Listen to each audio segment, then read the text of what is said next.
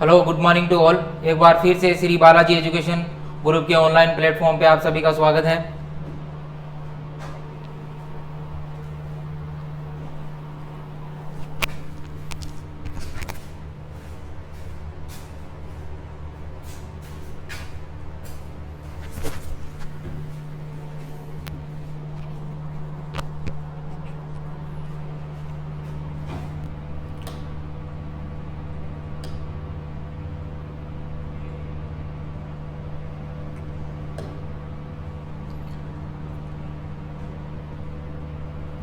तो एपीजे अब्दुल कलाम ने कहा है कि सफलता 4 चीज़ों से मिलती है। उन्होंने कहा है कि सफलता 4 चीज़ों से मिलती है। जिंदगी का लक्ष्य तय करो। पहली सफलता हासिल करने के लिए 4 चीज़ें होनी चाहिए। पहला क्या है?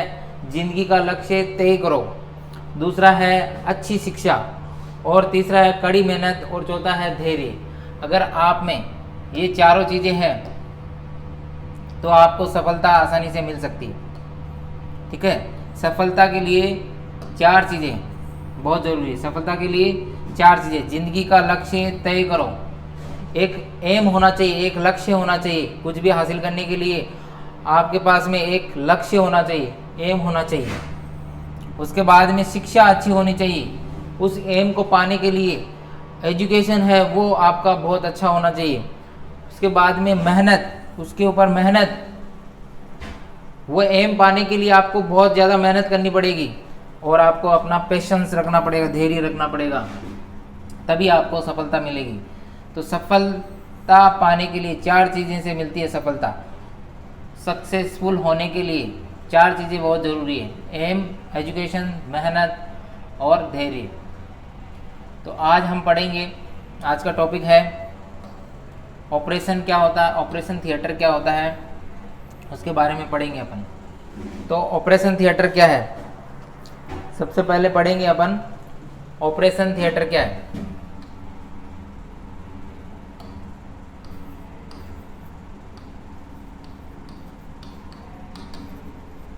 ऑपरेशन थिएटर,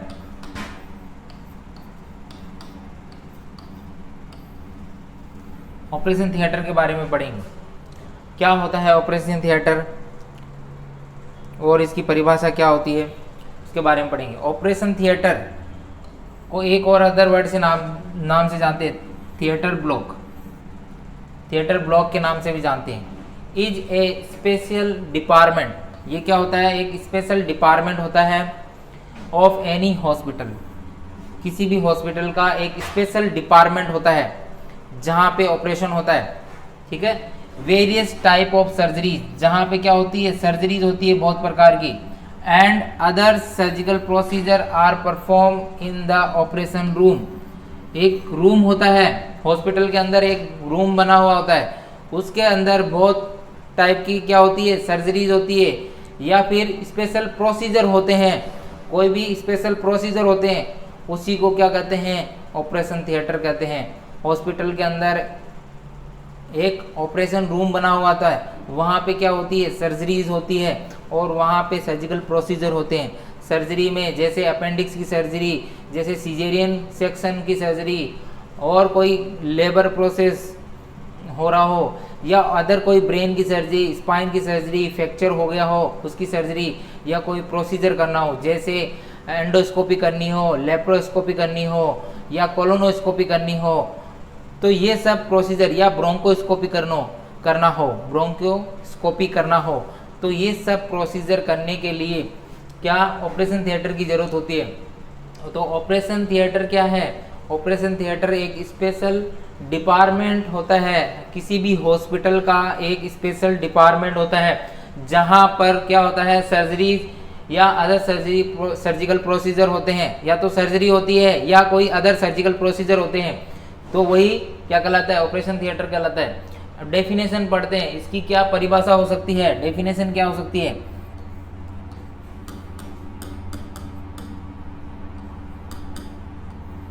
परिभाषा क्या है, डेफिनेशन? तो operation theatre is a place where, एक ऐसा प्लेस है जहां पर वेयर प्रोसीजर और operations with specific type of incision are done. This procedure is not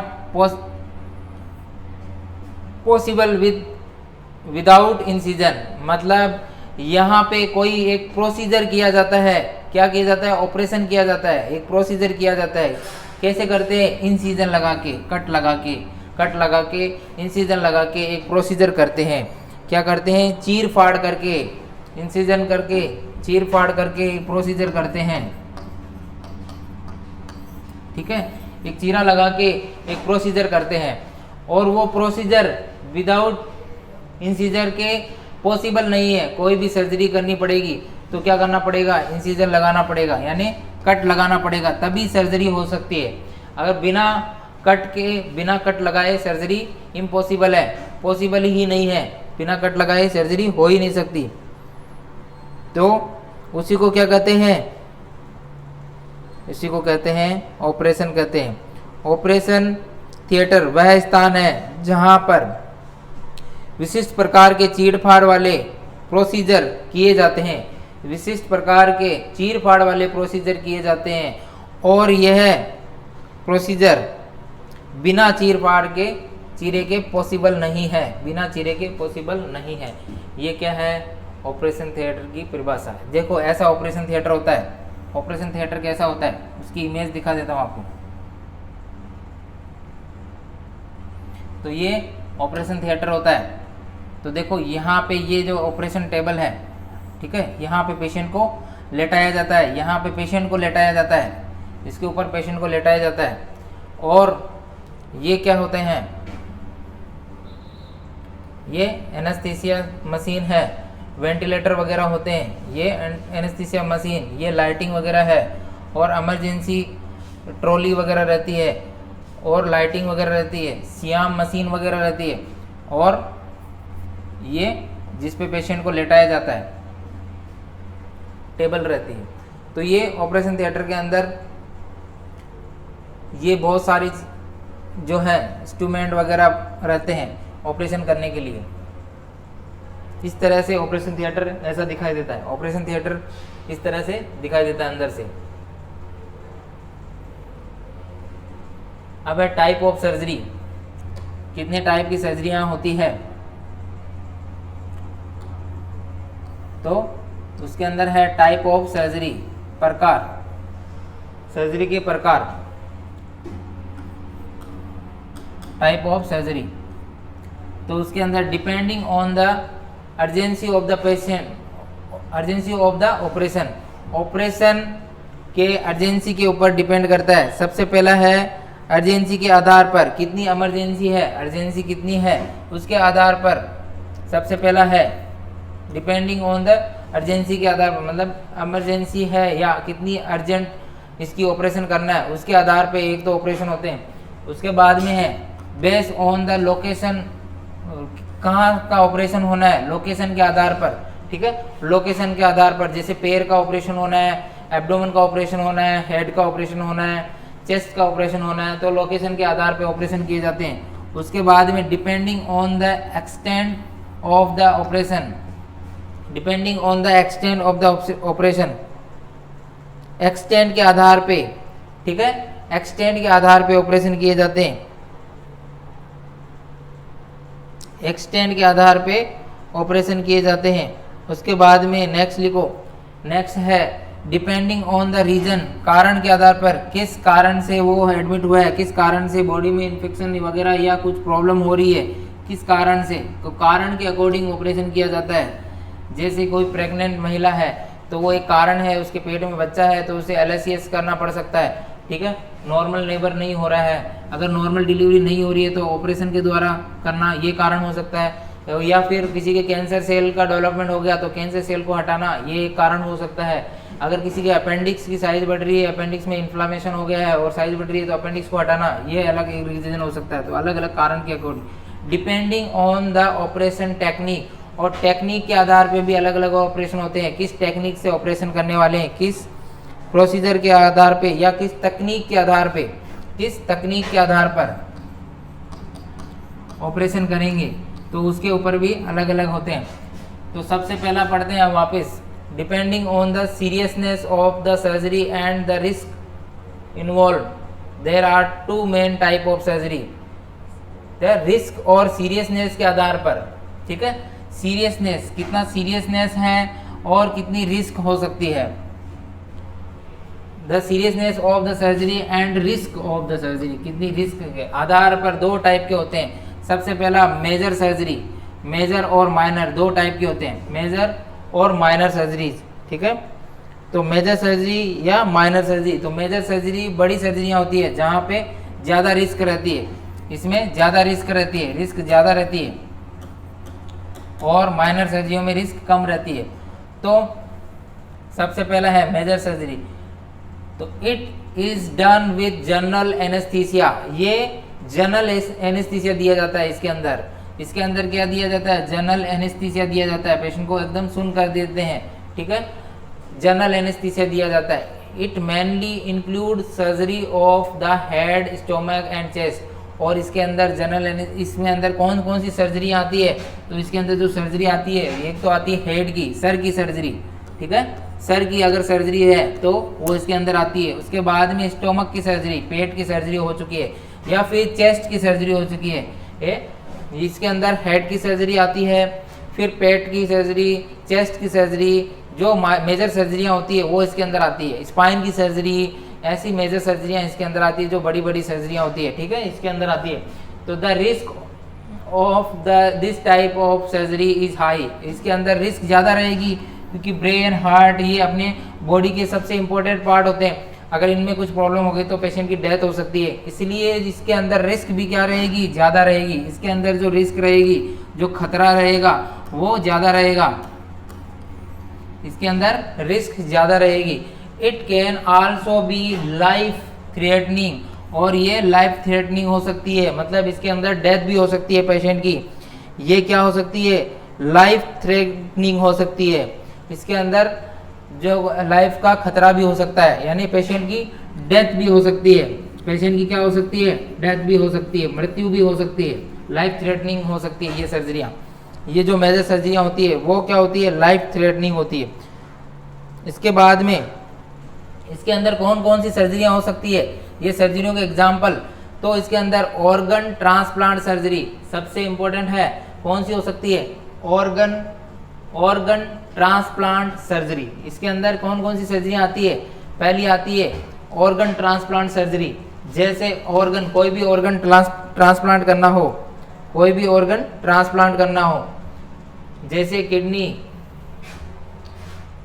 organ transplant के अंदर जैसे किडनी का ट्रांसप्लांट करना हो, या फिर हार्ट का ट्रांसप्लांट करना हो, या फिर लंग्स का करना हो, या फिर लीवर का करना हो, तो इसके अंदर ऐसी सर्जरी आती है, तो उसके अंदर रिस्क ज़्यादा रहती है, क्योंकि ऑर्गन ट्रांसप्लांट करने से पेशेंट की डेथ भी हो सकती है।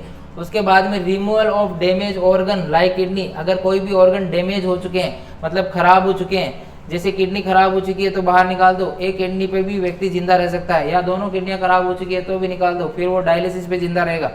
ऐसे कुछ सर्जरियाँ हैं, इनके अंदर भी बहुत रिस्क रहती है, जैसे ओपन हार्ट सर्जरी होती है, जैसे बाईपास वगैरह की सर्जरी होती है, तो ओपन हार्ट सर्जरी वगैरह, उसके अंदर भी क्या रहेगी, रिस्क बहुत ज़्यादा रहेगी।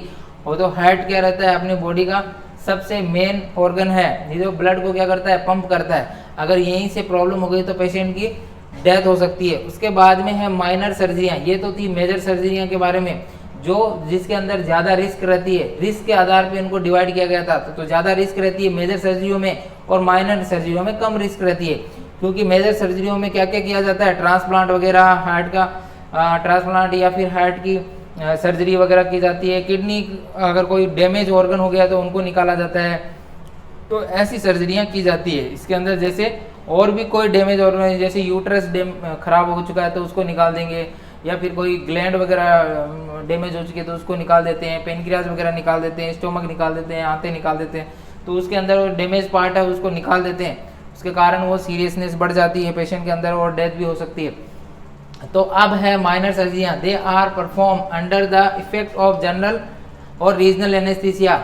ये किसके अंडर परफॉर्म की जाती है, या तो ये जनरल एनेस्थीसिया के अंदर, और या रीजनल एनेस्थीसिया इसके अंदर दिया जाता है। इसके अंदर जो सुन करने के लिए एनेस्थीसिया दिया जाता है वो या तो जनरल एनेस्थीसिया दिया जाता है या फिर रीजनल एनेस्थीसिया दिया जाता है। और उसके अंदर कौन सा एनेस्थीसिया दे रहे थे, उसके अंदर अपन दे रहे थे जनरल एनेस्थीसिया देते हैं सिर्फ, ठीक है। इसके अंदर रीजनल एनेस्थीसिया भी दे सकते हैं। तो अब है इसके अंदर क्या है, there are fewer risk of the complication involve with it. इसके अंदर जो रिस्क रहती है वो बहुत फ्यूअर मतलब कम रहती है, ठीक है, वो बहुत कम रहती है रिस्क। इसके अंदर जो रिस्क रहती है, कॉम्प्लिकेशन रहते हैं, वो कॉम्प्लिकेशन हो सकते हैं लेकिन रिस्क बहुत कम रहती है, ठीक है। After this the recovery is also fast. और इसके अंदर जो रिकवरी होती है पेशेंट की वो भी क्या होती है, फास्ट होती है। इसके अंदर जो रिकवरी होगी पेशेंट की जो रिकवरी होती है, पेशेंट की जो रिकवरी होती है वो भी क्या होती है, फास्ट होती है। एग्जाम्पल ऑफ सर्जरी, इसके अंदर एग्जाम्पल कौन कौन सी सर्जरी आती है, तो टॉन्सिलेक्टोमी। अगर टॉन्सिल को रिमूव कर दिया जाए तो उसे कहते हैं टॉन्सिलेक्टोमी। और अगर वेसेक्टोमी, टॉन्सिलेक्टोमी, वेसेक्टोमी, और जो ये मेल फैमिली प्लानिंग के अंदर जो वेसेक्टोमी का ऑपरेशन किया जाता है, जो वेसल्स होती है जो टेस्टिस के पास में, उसे कट करके रिमूव कर दिया जाता है, तो वो वेसेक्टोमी कहलाती है। तो ये कुछ सर्जरियां हैं, वेसेक्टोमी, टॉन्सिलेक्टोमी, अपेंडिस्टेक्टोमी यानी अपेंडिक्स को निकाल लेना, ऐसे बहुत सारी हो सकती है सर्जरियां, तो माइनर सर्जरियां होती है। उसके बाद में the basic of urgency of the surgery, ठीक है। On the basis of urgency, urgency के आधार पर कौन कौन सी सर्जरियां हैं, तो on the basis of there are two main type of surgery. इसके आधार पे भी क्या होती है, दो प्रकार की हो सकती है। अर्जेंसी के आधार पे भी क्या है, दो टाइप की हो सकती है। तो इलेटेड या प्लान्ड सर्जरी, इलेटेड या प्लान्ड सर्जरी, या शेड्यूल सर्जरी, या इमरजेंसी सर्जरी। तो कौन कौन सी हो सकती है, या तो हो सकती है प्लान सर्जरी या शेड्यूल सर्जरी। प्लान सर्जरी या शेड्यूल सर्जरी, ये एक टाइप की हो गई, ठीक है, वन, ये हो गई वन। इलेटेड बोल सकते हैं इसको, और इसको प्लान सर्जरी बोल सकते हैं, और प्लान सर्जरी शेड्यूल सर्जरी भी बोल सकते हैं। और दूसरी हो गई इमरजेंसी सर्जरी। इमरजेंसी में जो की जाती है वो इमरजेंसी सर्जरी सीधी इमरजेंसी के अंदर की जाती है। तो जो इमरजेंसी सर्जरी है usually perform as quickly as possible to save life.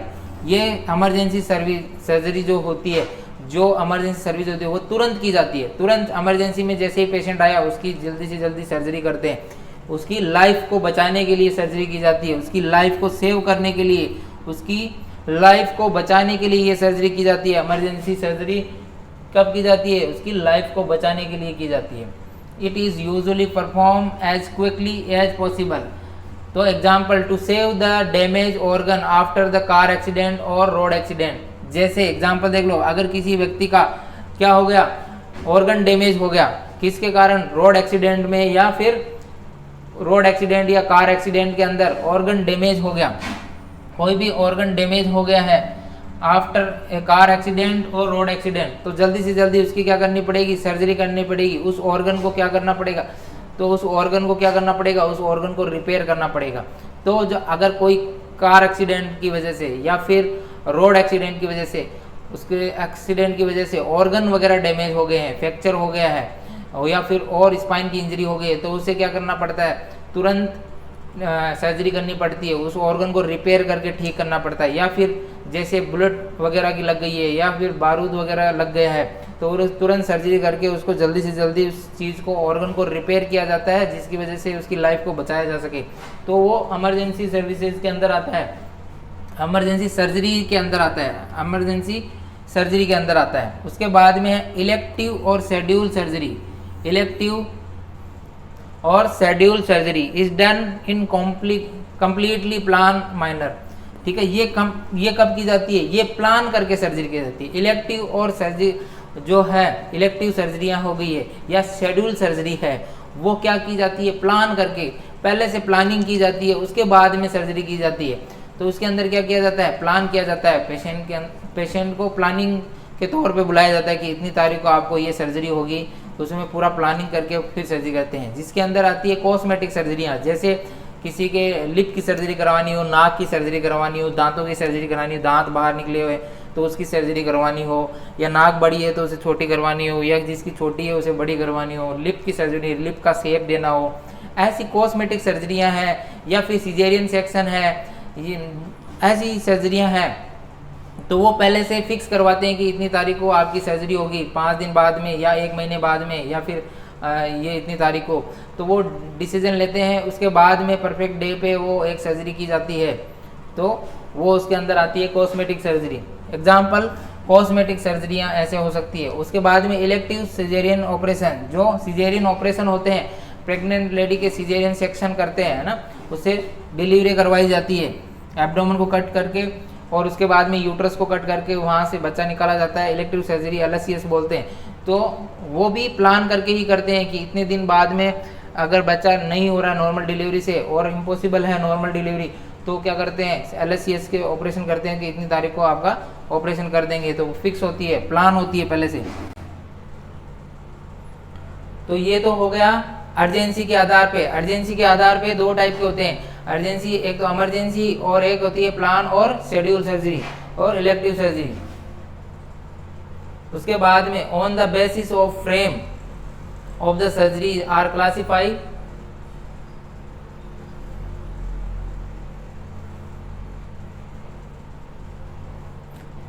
तो फ्रेम के अकॉर्डिंग कितनी प्रकार की सर्जरियां हो सकती है, फ्रेम के अकॉर्डिंग,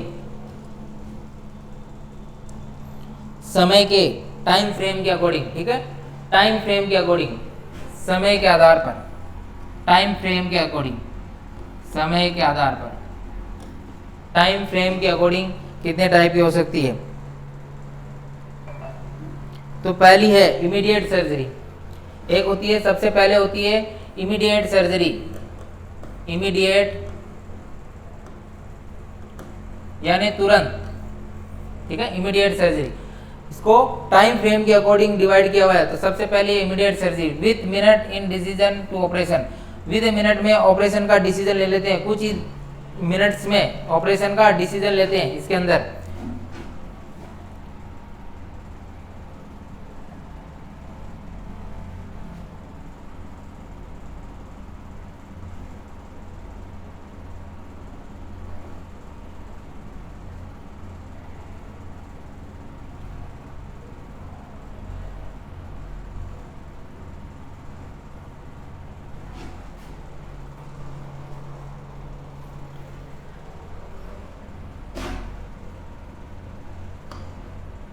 ये इमीडिएट विद मिनट क्या रहते हैं, डिसीजन ले लेते हैं ऑपरेशन का कि कब ऑपरेशन करना है।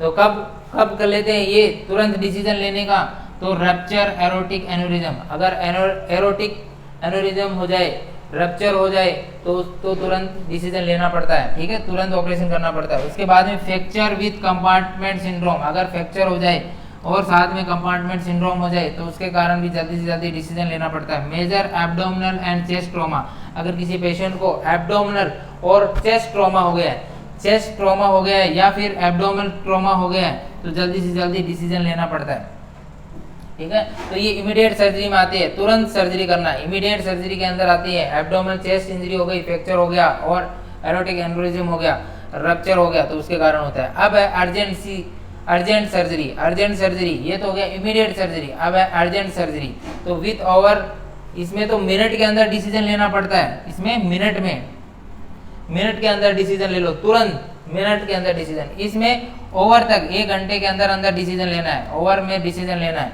ठीक है। तो इसके अंदर आते हैं कंपाउंड फ्रैक्चर, ठीक है, फ्रैक्चर हो गया हो, performing I injury, perforating I injury, perforating I injury, perforating I injury, I injury हो गई हो। उसके बाद में लिम्फ इस्कीमिया हो गया हो और रप्चर इंटेस्टाइन, आंत फट गई हो, रप्चर हो गई हो, ऐसी कंडीशन के अंदर विद इन ओवर के अंदर डिसीजन लेना पड़ता है अर्जेंसी के आधार पर। अब है एक्सपेक्टेड सर्जरी। एक्सपेक्टेड सर्जरी के अंदर विथ डे डिसीजन लेना पड़ता है, दिनों के अंदर, ठीक है, ये तो मिनट के अंदर, फिर ओवर्स के अंदर, ये 1-2 दिन में डिसीजन लेना है, जैसे 1 या 2 दिन या 3 दिन 4 दिन में डिसीजन लेना है। तो टेंडन और नर्व इंजरी, अगर किसी के टेंडन इंजरी हो गई हो, नर्व इंजरी हो गई हो, तो उसका डे के अंदर डिसीजन लेना पड़ता है कितने दिनों में। रेटिनल डिटैचमेंट हो गया हो तो उसके अंदर डिसीजन लेना पड़ता है। स्टेबल और नॉन स्पेसिफिक पेशेंट की, ठीक है, स्टेबल पेशेंट के अंदर भी आप डे में डिसीजन ले सकते हो। उसके बाद में है इलेक्टिव सर्जरी। इलेक्टिव सर्जरी होती है प्लान सर्जरी, अभी जो से मैंने बताया था, इलेक्टिव सर्जरी जो होती है प्लान सर्जरी होती है, इसके अंदर कॉस्मेटिक सर्जरियाँ वगैरह आती है। तो all condition there be immediate expanded और अर्जेंट सर्जरीज, उसको क्या कर सकते हैं, प्लान करके फिर सर्जरी कर सकते हैं। इसके अंदर कॉस्मेटिक सर्जरियाँ वगैरह आती है, LSCS वगैरह आता है, ठीक है। उसके बाद में classification on the aim of the surgery, किस एम से हम सर्जरी कर रहे हो उसके आधार पे भी क्लासिफिकेशन है। किस एम से अपन सर्जरी कर रहे हैं तो उसके आधार पे, ठीक है, किस एम से अपन सर्जरी कर रहे हैं तो उसके आधार पे classification on the aim of surgery, क्या लक्ष्य है आपका, एम क्या है उसके आधार पे, ठीक है। तो डायग्नोस्टिक सर्जरी, कुछ डायग्नोस करने के लिए, पता लगाने के लिए, निदान करने के लिए, ठीक है, कुछ पता लगाने के लिए, पता लगाने के लिए कि क्या प्रॉब्लम है, तो डायग्नोस करने के लिए अपन सर्जरी करते हैं। तो example breast lump biopsy. Breast lump biopsy किसके लिए करते हैं, ब्रेस्ट कैंसर के लिए, ब्रेस्ट कैंसर का पता लगाने के लिए, ठीक है। तो उसे कैंसर का पता लगाने के लिए जो ब्रेस्ट लंप बायोप्सी की जाती है, ब्रेस्ट लंप बायोप्सी की जाती है, तो उसके अंदर क्या किया जाता है, जो ब्रेस्ट के अंदर ट्यूमर है उसके अंदर से टिश्यू लेके उसकी बायोप्सी की जाती है, तो वो ब्रेस्ट लंप बायोप्सी। तो ये एम के अकॉर्डिंग क्या एम था, डायग्नोसिस पर्पज से हो सकता है। उसके बाद में प्रिवेंटिव सर्जरी हो सकती है। एक तो था डायग्नोस्टिक पर्पज से जो सर्जरी की जाती है, किसी का पता लगाना, ठीक है, बायोप्सी वगैरह सब सर्जरियाँ इसी के अंदर आती है। या लंग्स से बायोप्सी ले सकते हैं, लंग्स में अगर कोई ट्यूमर वगैरह हो गई है तो बायोप्सी ले सकते हैं, या फिर कोलन में अगर कोई गांठ वगैरह है तो वहाँ से बायोप्सी ले सकते हैं, ट्यूमर वगैरह है तो वहाँ से बायोप्सी ले सकते हैं। अब है preventive surgery, is also known as prophylactic surgery. ये प्रोफाइलेटिक सर्जरी के नाम से जानी जाती है, प्रिवेंटिव, जो पहले से सर्जरियाँ करा लेते हैं। जैसे किसी को डर हो कि मुझे ब्रेस्ट कैंसर हो सकता है, ब्रेस्ट कैंसर हो सकता है, तो वो क्या कर रही है, पहले से ही ब्रेस्ट रिमूव करवा ले रही है, तो वो प्रोफाइलेटिक सर्जरी के अंदर आ जाता है। मतलब उसे जिस बीमारी का डर हो कि आगे जाके ये कैंसर या कुछ बीमारी हो सकती है, तो वो क्या है, पहले ही प्रोफाइलेटिक सर्जरियाँ कर लेती है जिससे कि वो प्रॉब्लम ना हो। जैसे एंजेलिना जोली ने शायद ब्रेस्ट की सर्जरी करवाई थी, उसने ब्रेस्ट रिमूव करवा लिया ना, तो ऐसा प्रोफाइलेटिक सर्जरी उसी के अंदर आती है जो बीमारी होने से पहले ही वो सर्जरी करवा लेती है बीमारी के डर से, है ना। तो प्रिवेंटिव सर्जरी आ जाती है उस बीमारी से बचने के लिए, ठीक है। तो जैसे कोई यूट्रस भी निकलवा लेते हैं कि अगर आगे जाके यूट्रस खराब हो सकता है, या फिर यूट्रस में प्रॉब्लम होने की वजह से कुछ कैंसर वैंसर हो सकता है, और इसके कारण हो सकता है, बहुत सारी सर्जरियाँ होती है इसके अंदर भी। अब है express, this is done for the prevention of disease. Example bowel polyps by surgery, removal of the colon cancer can be prevented. इसके अंदर आता है, एक्सप्रेस के अंदर आता है। तो एक तो हो गया था आपके डायग्नोसिस, फिर हो गया था प्रिवेंटिव, उसके बाद में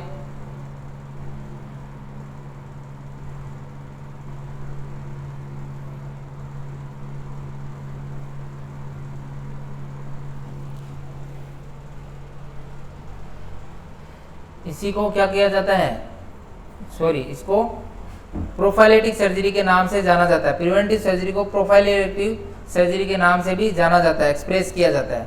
तो ये सर्जरी प्रिवेंटिव डिजीज के लिए की जाती है। इसके अंदर और जो सर्जरी है उसके अंदर क्या रहता है, जैसे मैंने बताया था, एक तो एग्जाम्पल लिया था इसका, और एक और एग्जाम्पल जैसे बावल पॉलिप्स हो गया है, तो removal of the colon cancer can be prevented. तो कोलन को ही क्या कर देंगे, रिमूव हो गया, वहाँ पे कोई अगर पॉलिप्स वगैरह हो गया है ना, पॉलिप हो गया है, तो सर्जरी के द्वारा उस कोलन वाले हिस्से को काट देंगे, क्योंकि वो कैंसर से बचने के लिए। वैसे ही मैंने एग्जांपल बताया था, ब्रेस्ट में अगर कोई ऐसे ही अगर थोड़ा ट्यूमर जैसा लग रहा है, बिनाइन जैसी लग रही है, तो उसके ब्रेस्ट को ही रिमूव कर देते हैं, तो उससे कैंसर से बचने के लिए। वैसे ही ये इसके अंदर आता है, ये प्रिवेंटिव सर्जरी के अंदर आती है।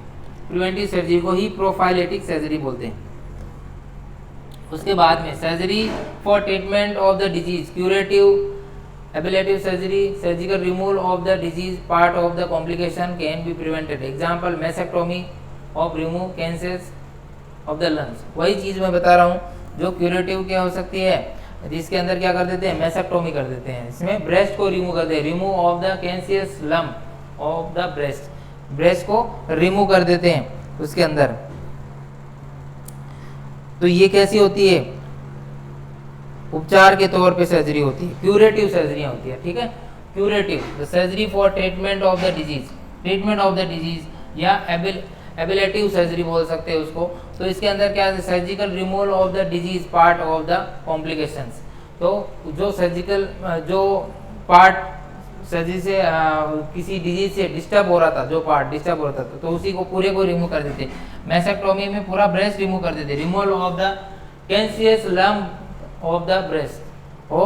तो उसके साथ साथ में अगर ये कैंसर की वजह से ब्रेस्ट अगर डिस्टर्ब हो रहा है तो ट्रीटमेंट के तौर पर, क्योर के तौर पे उसको पूरे को ही रिमूव कर देते हैं।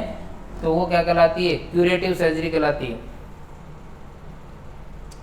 उसके बाद में होती है reconstructive surgery. Reconstructive surgery, the purpose of the reconstructive surgery, इसका क्या पर्पज होता है,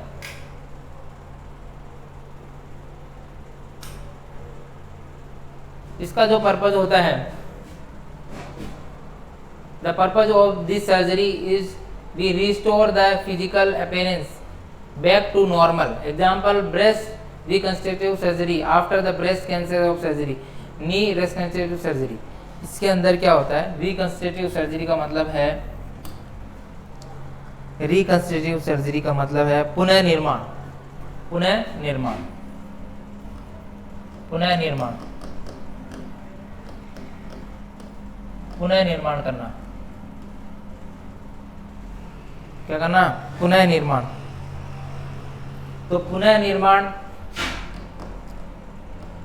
पुनः निर्माण मतलब किसी के अगर ब्रेस्ट कैंसर हो गया हो या फिर नहीं हुआ हो, फिर भी उसने क्या करा, ब्रेस्ट रिमूव करवा लिया हो। जैसे अगर उसके लंप वगैरह हो गए तो उसने क्या करा, ब्रेस्ट रिमूव करवा ली कैंसर से डर के मारे, या फिर कैंसर पेशेंट वाले ने ब्रेस्ट रिमूव करवा लिया कैंसर सेल होने के बाद में, तो वो क्या करेगा, फिर वो रिकंस्ट्रक्टिव सर्जरी करवाएगा। मतलब उसे आर्टिफिशियल ब्रेस्ट लगा के वो सर्जरी, वो होती है रिकंस्ट्रक्टिव सर्जरी। मतलब वो ब्रेस्ट के शेप में दिखेगा लेकिन वो जो है वो ओरिजिनल ब्रेस्ट नहीं है, वो नकली ब्रेस्ट हो सकते हैं। तो वो होती है रिकंस्ट्रक्टिव सर्जरी। या फिर नी, अगर जिसकी घुटने खराब हो चुके हैं तो वो दूसरे घुटने डलवाता है, जैसे नी रिप्लेसमेंट बोलते हैं, तो वो बस हो सकता है। हिप रिप्लेसमेंट बोलते हैं, जिनके हिप खराब हो जाते थे हिप रिप्लेसमेंट बोलते हैं।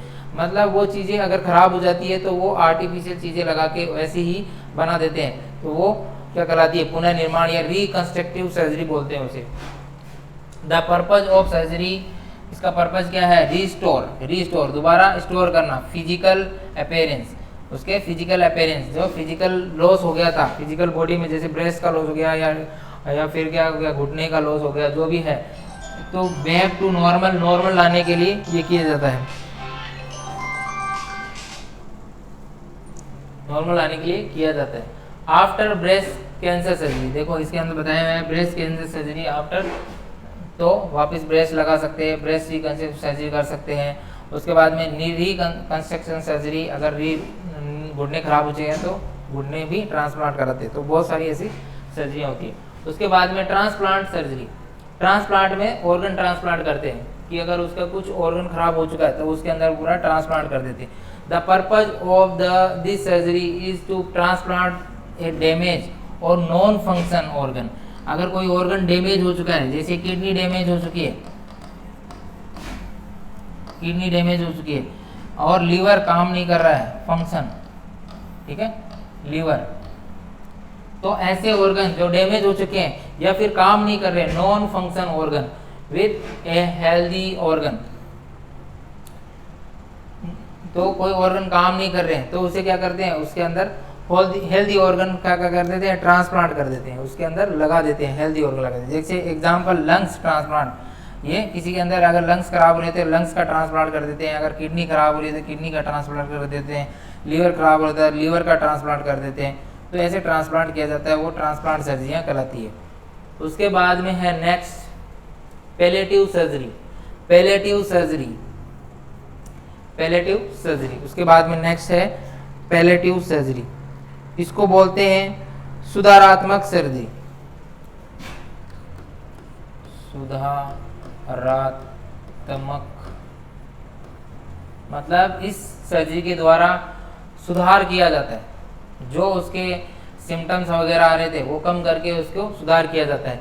जैसे the purpose of this type of surgery is to be reduce the intensity, intensity को कम किया जाता है, ऑफ द सिम्टम्स, सिम्टम की इंटेंसिटी को कम किया जाता है, रिलीफ पेन, पेन को कम करने के लिए सर्जरी की जाती है, इम्प्रूव क्वालिटी ऑफ लाइफ, और क्वालिटी ऑफ लाइफ को इम्प्रूव करने के लिए सर्जरी की जाती है। जैसे किसी का पैर का एम्पुटेशन करना, अगर उसका पैर खराब हो रहा है, ठीक है, पैर खराब हो रहा है, पैर घुटने के नीचे से उसका कैंसर सेल से उसका कैंसर हो गया है और पैर खराब हो गया, तो उसके घुटने के ऊपर से उसके पैर को कट करके सर्जरी, वो पैलिएटिव सर्जरी में आ जाती है। या किसी के कैंसर सेल बन रही है बहुत सारी, वो कैंसर सेल, कैंसर है वो मरने वाला है, लेकिन वो कैंसर बहुत साइज में बड़ी हो चुकी है, तो उसको काट के जो सर्जरी की जाती है उसको पैलिएटिव सर्जरी के अंदर गिना जाता है। वो सर्जरी क्या आती है, पैलिएटिव सर्जरी आती है। इसके क्या है, सिम्टम्स वगैरह जो पेन हो रहा था वो कम हो जाएगा, क्योंकि वो गांठ बड़ी हो चुकी है, उसको कम तो कर दिया लेकिन वो ठीक नहीं हो रही है, लेकिन फिर भी उसकी जो साइज वगैरह को कम करके उसको ठीक किया जा सकता है, वो पैलिएटिव सर्जरी के अंदर आती है। तो उसकी जो उसके जो सिम्टम्स वगैरह इंटेंसिटी उसको कम कर सकता है, रिलीफ पेन को कम कर सकता है, इम्प्रूव क्वालिटी ऑफ लाइफ, थोड़ी सी क्वालिटी ऑफ लाइफ को इम्प्रूव करने के लिए उसका ऑपरेशन किया जाता है। Example nerve reconstruction surgery, nerve की भी सर्जरी की जाती है, रिकंस्ट्रक्टिव सर्जरी कर सकते हैं। Surgery on the basis of procedure. और अब है नेक्स्ट, ये तो हो गई पैलिएटिव सर्जरी, सुधारात्मक सर्जरी हो गई, ठीक है। अब है 5वां नंबर है on the basis of type of surgery, procedure के आधार पे, ठीक है, on the basis of the procedure, on the basis of type of surgery, procedure के आधार पे या टाइप के आधार पे। तो सबसे पहले जो है वो है एक्टोमी। सबसे पहले क्या है, एक्टोमी है। एक्टोमी तो जिस शरीर के जिस भाग में, एक्टोमी मतलब removal of any part in the body, removal of any part of the body, मतलब जिस पार्ट को हटा देते हैं, रिमूवल ऑफ द, जिस वर्ड के पीछे एक्टोमी लगता है, जैसे गैस्ट्रेक्टोमी लग रहा है, देखो ये यहाँ पे एक्टोमी लग रहा है, तो उस पार्ट को हटा देते हैं।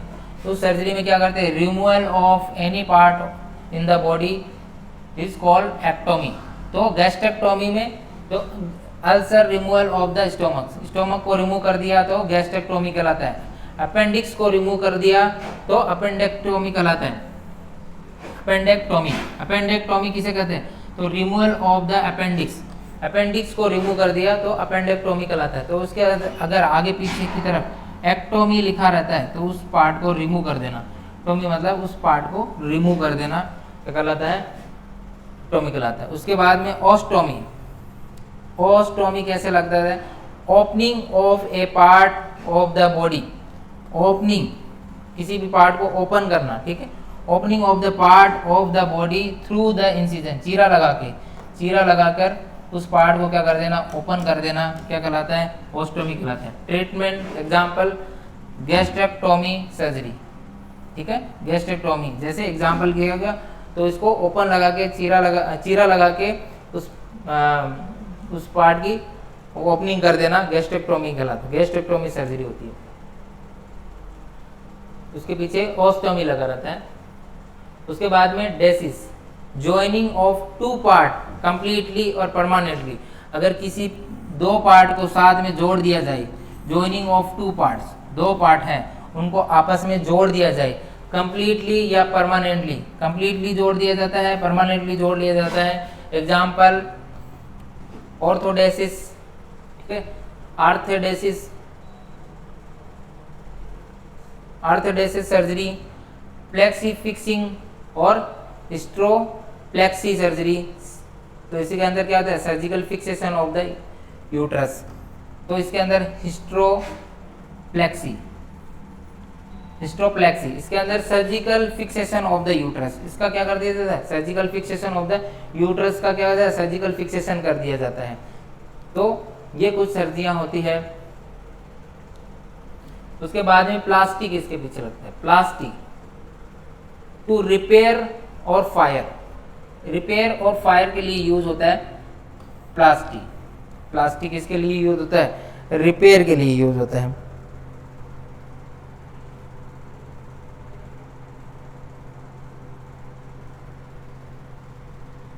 रिपेयर के लिए यूज होता है प्लास्टिक।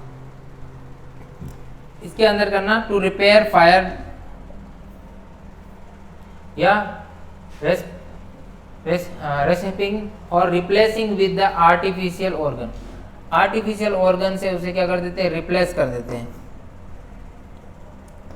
प्रोस्थेसिस एग्जांपल जैसे एंजियोप्लास्टी, एंजियोप्लास्टी कर देते हैं, ठीक है, एंजियोप्लास्टी करते हैं, आर्टिफिशियल जो ऑर्गन है उससे उसे रिपेयर कर देते हैं, तो वो हो जाती है प्लास्टिक के अंदर आता है। आर्टिफिशियल कोई भी ऑर्गन इसके अंदर, जैसे ये बलून वगैरह फिक्स करते हैं अंदर, है ना, तो वो एंजियोप्लास्टी कर देते हैं, प्लेटोप्लास्टी कर देते हैं, ऑर्थोप्लास्टी कर देते हैं, और ये इसके अंदर आता है प्लास्टिक के अंदर। उसके बाद में आता है रेफी। रेफी क्या होता है, नेक्स्ट रेफी क्या होता है,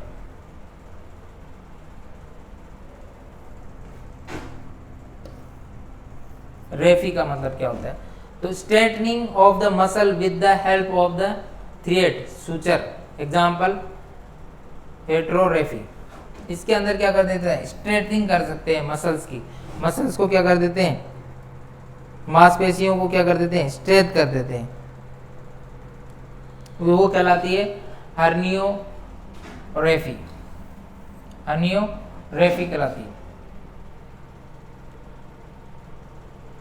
हर्नियोरेफी। हर्नियो नहीं होगा, सॉरी, हेरियोरेफी, हेरियोरेफी सर्जरी।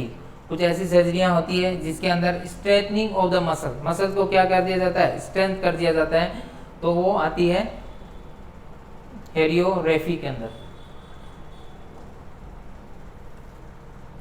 तो ये कुछ थे सर्जरी के बारे में। ऑपरेशन थिएटर क्या होता है, सर्जरीज कैसी कैसी सर्जरियां होती है, बाकी क्लास हम नेक्स्ट क्लास में पढ़ेंगे। Thank you so much. Class को ज़्यादा से ज़्यादा लाइक करें, सब्सक्राइब करें। Thank you so much.